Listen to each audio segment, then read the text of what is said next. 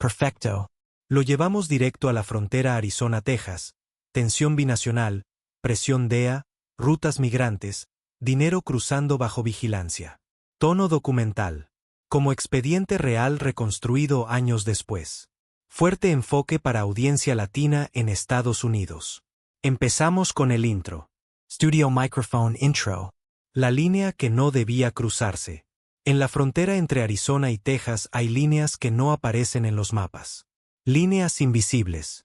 Líneas que separan territorios, acuerdos y silencios. Febrero de 2014. A las 3:12 de la madrugada, una llamada interceptada por autoridades estadounidenses captó una frase breve desde Nogales, Sonora. Si cruza esta noche, cambia todo. No hablaban de droga. No hablaban de armas. Hablaban de efectivo. $22 millones en billetes de baja denominación, compactados en paneles industriales falsos dentro de un tráiler con matrícula de Texas. El destino oficial del camión era Houston. El destino real era más delicado. Ese dinero no pertenecía a una sola célula. Era una bolsa conjunta destinada a financiar expansión logística en Phoenix y San Antonio. Pero el problema no era el monto. Era el origen.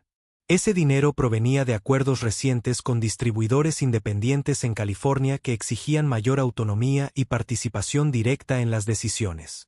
En otras palabras, estaban comprando voz. La orden inicial desde Sinaloa fue clara. El envío debía cruzar por Arizona, no por Texas. Arizona era territorio próbado. Texas era más inestable en ese momento, con presión federal creciente. Sin embargo, a las 5:40 de la mañana, cámaras de tráfico registraron el tráiler entrando por el corredor hacia Laredo, Texas. No por Nogales. No por Tucson. Por Texas. Alguien cambió la ruta. Cuando la información llegó al Círculo del Chapo, la reacción no fue inmediata. Primero se verificó. Se revisaron permisos internos. No existía autorización para desviar el cargamento. Se revisaron llamadas. Se detectaron 14 minutos de silencio en la cadena de coordinación. 14 minutos en los que nadie dio la orden. En estructuras como esa, los desvíos no son errores logísticos. Son decisiones políticas. El tráiler cruzó la línea internacional a las 6:22 de la mañana. No fue detenido. No fue inspeccionado. Eso fue lo que encendió las alarmas. Porque cuando un cargamento importante cruza sin revisión en un punto de alta vigilancia, significa que alguien pagó demasiado o alguien permitió demasiado. A las 8:03 de la mañana, el conductor perdió comunicación cerca de San Antonio. El GPS siguió activo 11 minutos más. Después, se apagó. El tráiler apareció 36 horas después abandonado en un parque industrial en McAllen. Vacío. Sin señales de violencia. Sin dinero. Sin conductor. Solo una hoja en el asiento del copiloto con una frase escrita a mano. Texas escucha diferente. Esa frase no era amenaza. Era declaración. El mensaje era claro para quien supiera leerlo. Alguien estaba probando una nueva línea de poder en territorio estadounidense. Y lo hacía utilizando dinero colectivo. Cuando la noticia llegó a Sinaloa, el análisis fue frío. No era robo común. No era traición clásica. Era algo más peligroso. Era una señal de independencia operativa desde el lado norte. En los meses previos, algunas células en Arizona y Texas habían empezado a negociar directamente con intermediarios locales sin pasar por el filtro total del centro. Eso generaba eficiencia. Pero también generaba ambición. El Chapo hizo una sola pregunta. ¿Quién autorizó cruzar por Texas? Nadie respondió, porque oficialmente nadie lo hizo. Entonces formuló otra. ¿Quién se beneficia si Texas se vuelve autónomo? Esa pregunta cambió el enfoque. El conflicto ya no estaba solo en Sinaloa. Estaba en Estados Unidos.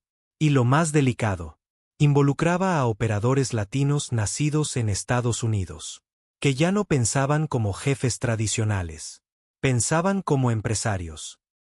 La línea Arizona-Texas no era solo geografía.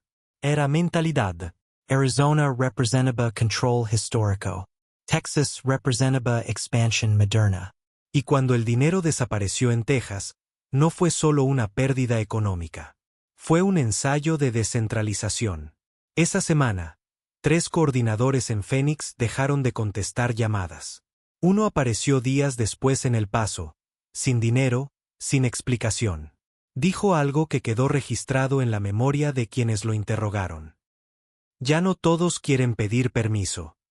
Ahí se entendió todo. El tráiler no fue interceptado por rivales. Fue redirigido por aliados.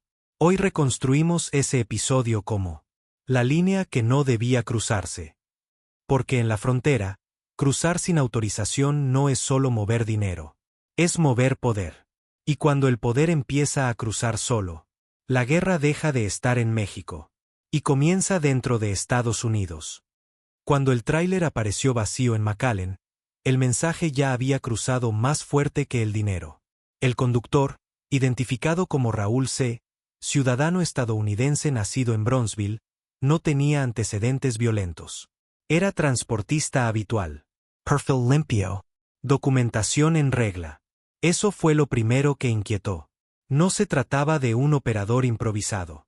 Se trataba de alguien insertado legalmente en el sistema estadounidense.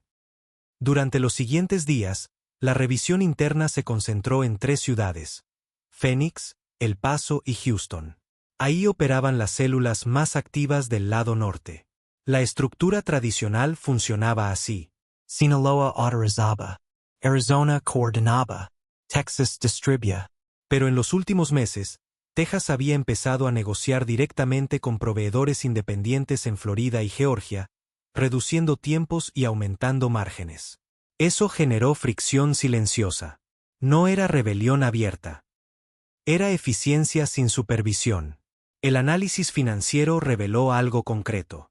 Semanas antes del desvío, una cuenta empresarial en Dallas, vinculada a importaciones agrícolas, había recibido 3 transferencias pequeñas desde Phoenix. Montos bajos. Fraccionados. No llamaban la atención por sí solos, pero coincidían con reuniones no autorizadas entre coordinadores tejanos y distribuidores locales. La figura central empezó a definirse. Nombre operativo: el ingeniero. No era jefe de plaza tradicional. Era organizador logístico. Estudió administración en San Antonio. Billing. Perfil discreto. Había trabajado años bajo supervisión de Arizona, pero recientemente empezó a operar con mayor autonomía. No pedía permiso. Presentaba resultados. Cuando el convoy fue redirigido hacia Texas, no fue improvisado. Fue ejecutado con coordinación interna. El GPS no fue hackeado desde fuera. Fue reprogramado desde un punto intermedio en Sonora antes del cruce. Eso implicaba participación del lado mexicano. Pero no desde la cúpula. Desde operadores intermedios convencidos de que el modelo tradicional era lento. Mientras tanto, en Phoenix, la reacción fue inmediata. Dos coordinadores exigieron explicación formal. La respuesta desde Texas fue breve. Se optimizó la ruta. Esa palabra, optimizó, encendió las alarmas. Porque no se trataba de mejorar tiempos.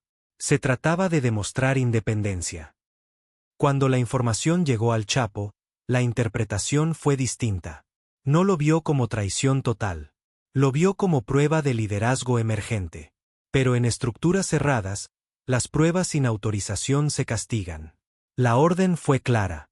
No confrontar públicamente. No ejecutar de inmediato. Identificar quién estaba dispuesto a romper la cadena. En paralelo, algo más ocurrió. Autoridades federales estadounidenses comenzaron a realizar revisiones financieras en pequeñas empresas agrícolas en el sur de Texas. No hubo arrestos grandes, pero sí auditorías coordinadas. Eso sugería otra posibilidad inquietante.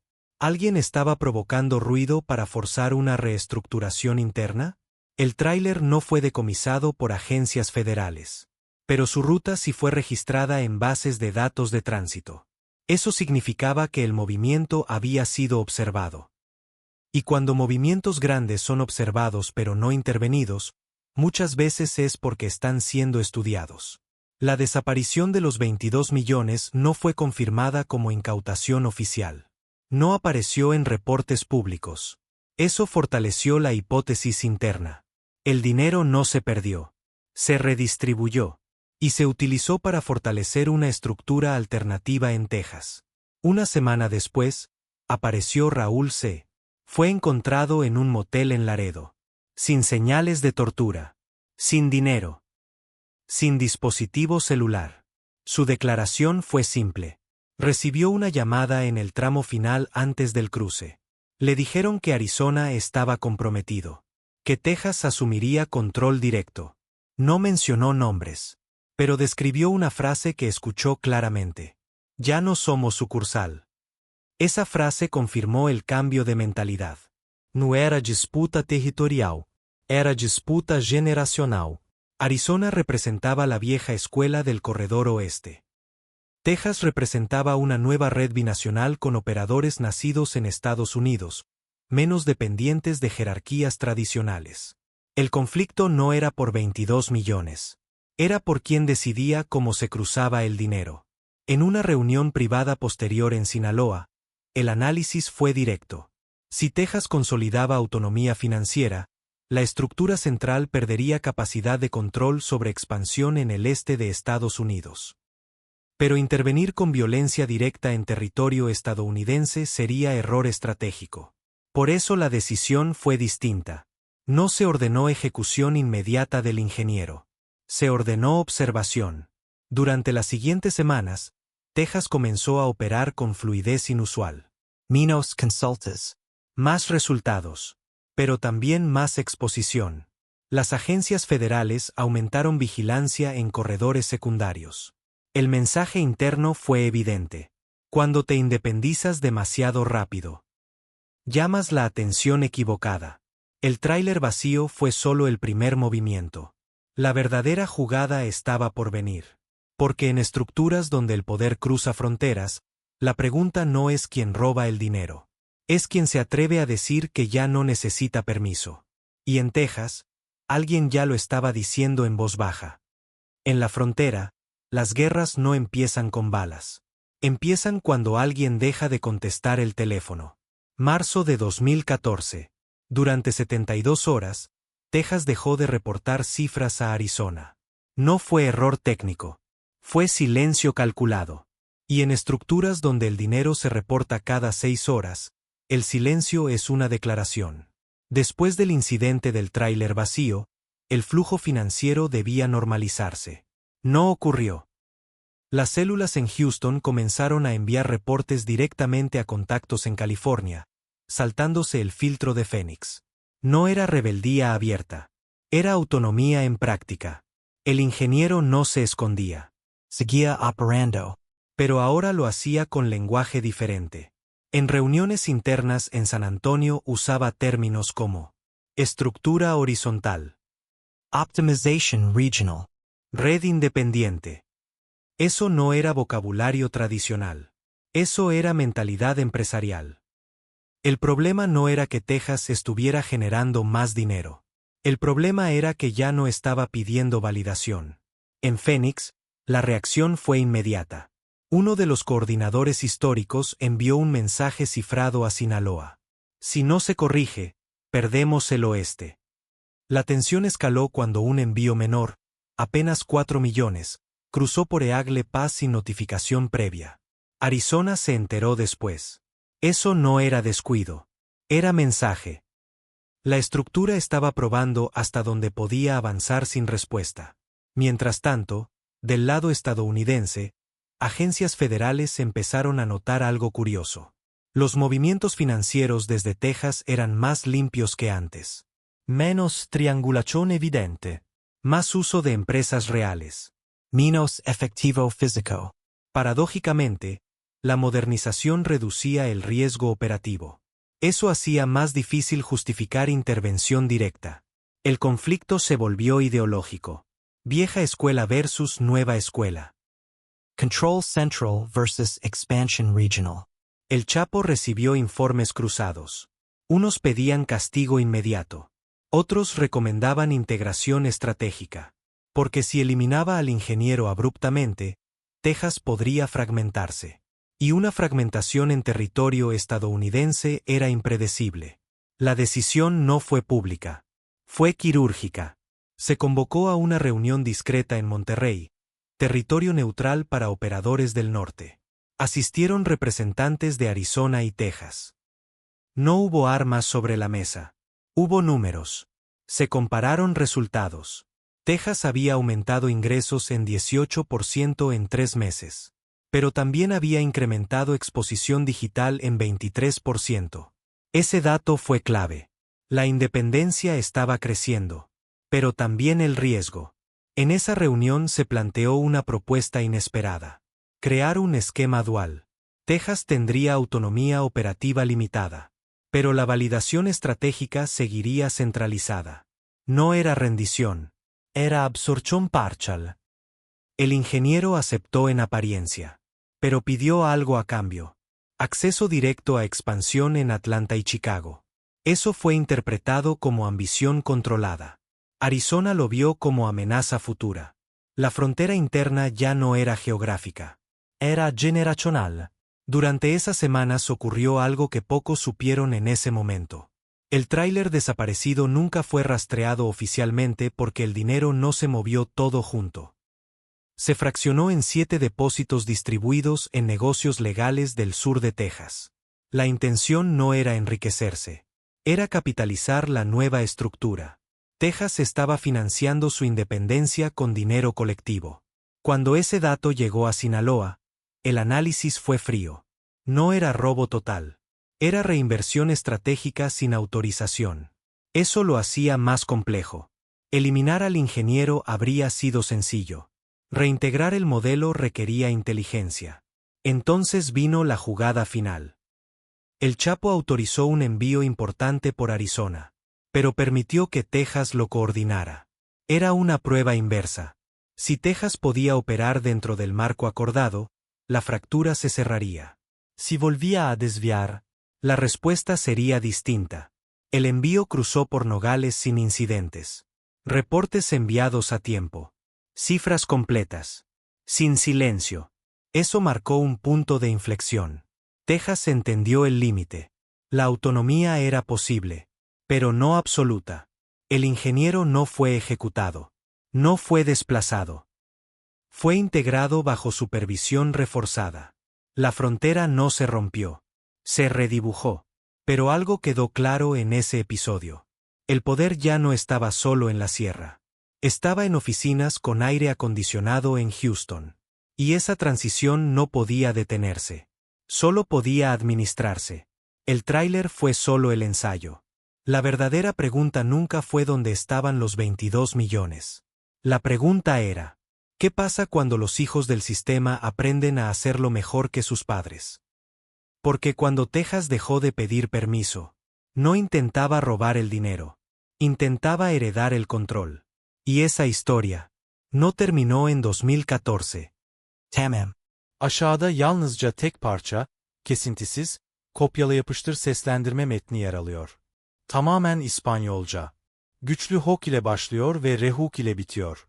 La frontera no se rompió ese año, pero sí cambió de dueño. Finales de 2014. Cuando la tensión entre Arizona y Texas parecía estabilizada bajo el nuevo esquema binacional, ocurrió algo que confirmó que el equilibrio era frágil. A las 11:26 de la noche, una unidad federal estadounidense realizó una incautación menor en un almacén en El Paso. No fue una redada grande. No hubo arrestos importantes. Solo decomisaron documentación contable y 2 computadoras portátiles. Lo extraño no fue la incautación. Fue la precisión. Los agentes sabían exactamente qué oficina revisar. No inspeccionaron todo el edificio. Fueron directo al segundo piso, despacho 204. Esa oficina estaba registrada a nombre de una empresa que, oficialmente, no tenía relación con Texas ni Arizona. Pero internamente era utilizada para coordinar facturación cruzada entre Houston y Phoenix. Alguien había filtrado información específica. Cuando el reporte llegó a Sinaloa, el análisis fue inmediato. El problema ya no era autonomía ni modernización. Era exposición.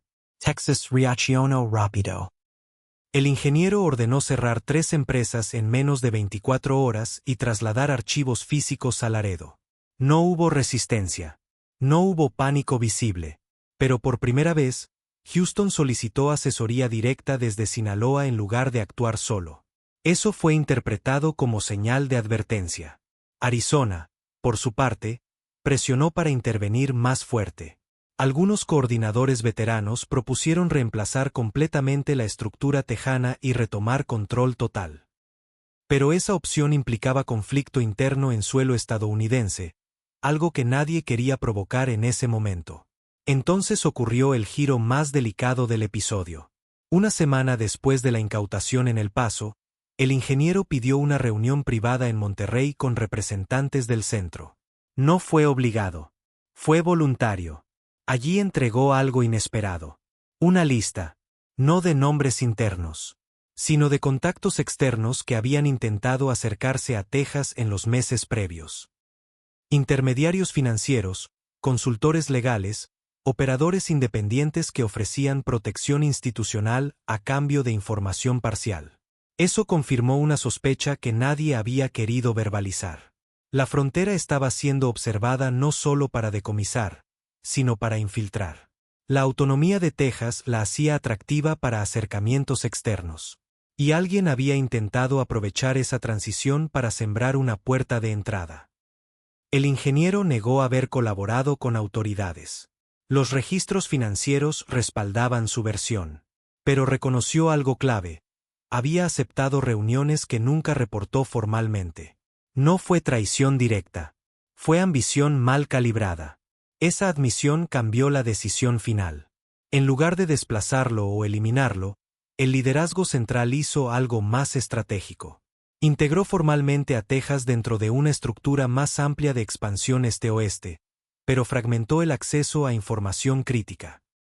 Nadie volvió a tener control completo sobre rutas, dinero y proveedores al mismo tiempo. La descentralización parcial se convirtió en compartimentación. Eso redujo riesgos de infiltración futura. Durante los siguientes meses, el volumen operativo bajó ligeramente en Texas, pero la estructura se volvió más opaca. Phoenix recuperó parte del control histórico, pero ya no como supervisor absoluto, sino como socio obligatorio. La frontera dejó de ser línea de mando vertical. Se convirtió en red horizontal vigilada. El caso nunca apareció en titulares nacionales. No hubo comunicado oficial. No hubo guerra abierta.